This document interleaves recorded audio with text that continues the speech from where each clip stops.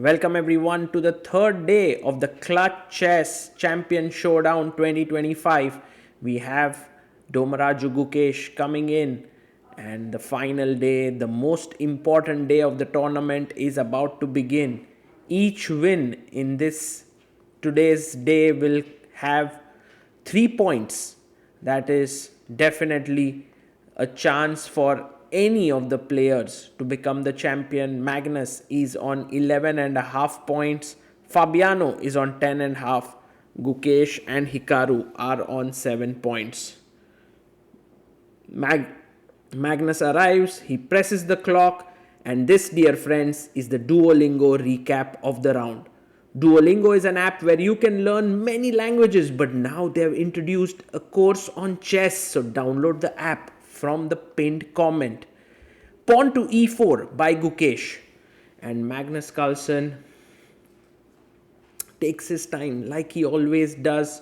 For the first move, he drinks a sip of water, then adjusts all his pieces, gets into the groove and pushes pawn to e5. The knight comes out to f3, knight to c6 and bishop to b5. a6 played, bishop a4. We have the Ruy Lopez on the board, and Gukesh is taking on Magnus in the Ruy Lopez because, well, it's an opening which is very complex and he already had a tough time against him in Norway chess. Bishop comes to e7, and now pawn to d3 played. So Magnus goes b5, bishop b3, and he quickly castles here.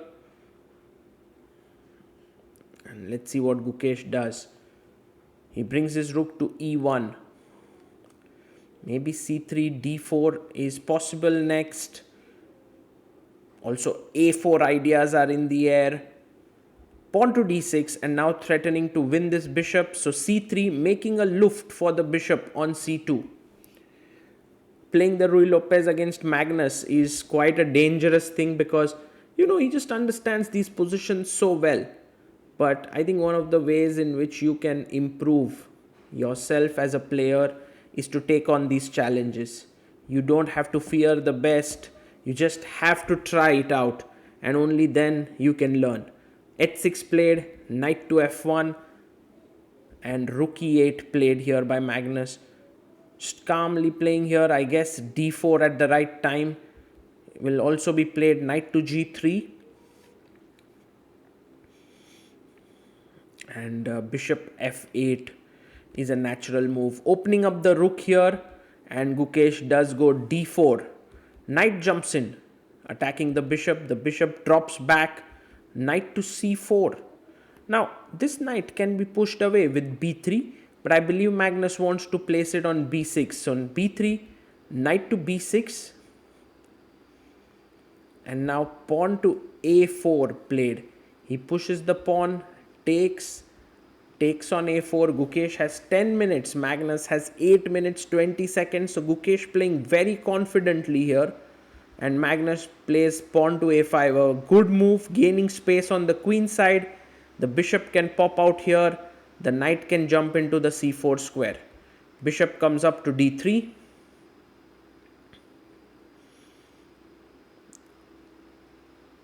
And let's see how Magnus deals with this. He goes queen to c8. Maybe trying to trade off the bishop here on a6. Pawn to d5. Now this is a very provocative move because with this move he does block the bishop, but black can go c6. That's what Magnus does. He asks Gukesh if he's going to take on c6 because then the c3 pawn will become weak and black would have a great position. So Gukesh goes bishop e3, attacking the knight, but maybe cd5 is possible because after bishop b6 there is de4, and you are forking these two pieces.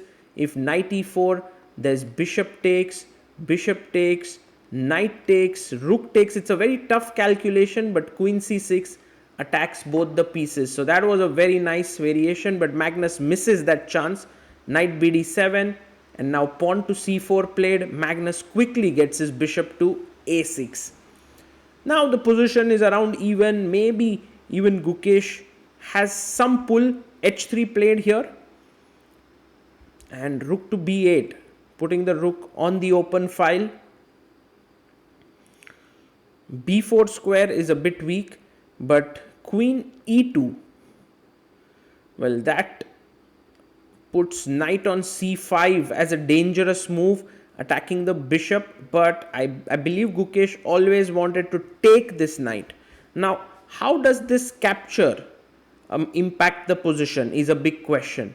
Is it a good exchange for white or for black? Only time will tell. Queen c2 played here. And now rook b4. Now notice how all the dark squares have become weak because the dark squared bishop is gone. Bishop f1. And now because the knight is jumping in here, Magnus goes g6, but also his idea is h5 and the bishop popping out from this diagonal. Rook to d1 with the idea of perhaps pushing d6 in. Queen comes up to c7. And you can just feel it that actually there's nothing much that Gukesh can do here. He goes rook d2, wondering what the idea is. Magnus can take on d5. If e takes, he can push his e pawn. If c takes, he can push the c pawn. These are big problems. cd. And now a lovely move, c4. Fantastic chess. While Gukesh has managed to keep up the time on the clock, his position is definitely bad. Magnus looking so relaxed. Opening up a bottle of water there.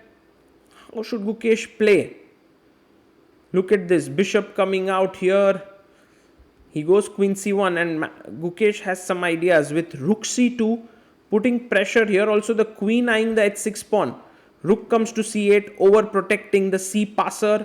Rook to c2. Here trying to attack the c4 pawn.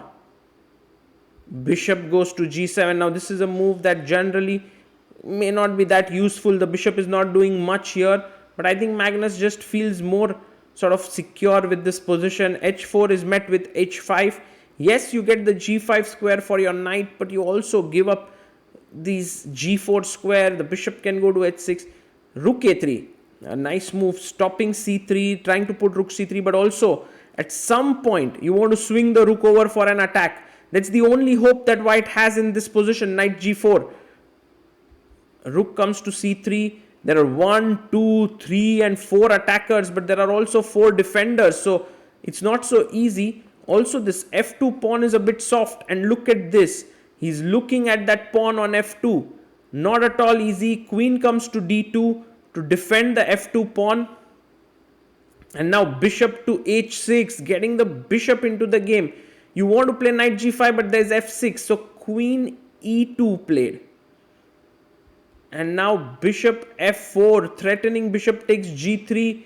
This is pinned here, so the knight goes back to h1. Black is not even a pawn up here, but the position is just so bad. Rook b3.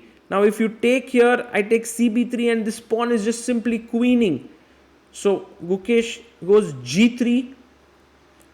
And now Magnus just comes back. Bishop h6. Just spare a thought for this knight on h1. Absolutely locked in. Bishop h3, hoping to take the knight here on g4. So as to just somehow reduce the pressure on f2. But Magnus comes in. Queen b4. How to really defend this? Takes is met with pawn takes. The rook is defended here. The rook can't go anywhere. It's not at all easy position. Queen e1 is met with rook b1. Oof, oof, oof, oof. Big pressure here for Gukesh. Already with equal material. The engine says it's -6, which is insane. That's the amount of positional advantage that Magnus has here. And Gukesh, I believe, is running out of options here. He's looking at the position and resigns. Insane positional play by Magnus. Just a perfect way to show that he is one of the best positional players in the world, the absolute best. And what a win for Magnus Carlsen here. Hi everyone, I hope you enjoyed the game. I want to tell you about Duolingo. This app, I used it extensively to learn languages when I was young, but I'm so thrilled that it now has chess on it. If you are a beginner, there are beginners courses here. If you are an advanced player, you also have different kinds of checkmates, different types of tactics, opening ideas, so you can make use of all of this. And what is very exciting is the way in which it is being taught. Oscar teaches you, who is a fun-loving character and a tutor, and it will give you some hints. There are streaks which are created. There are daily tasks that you can achieve. There are rewards. You can play against Oscar, and there's also a leaderboard. By the way, I'm leading on the leaderboard. My ID is Sagar Chess 1. Let's see if you can challenge me and get ahead of me. Download the app Duolingo and start your chess journey, no matter what your level is, and let's get better at chess.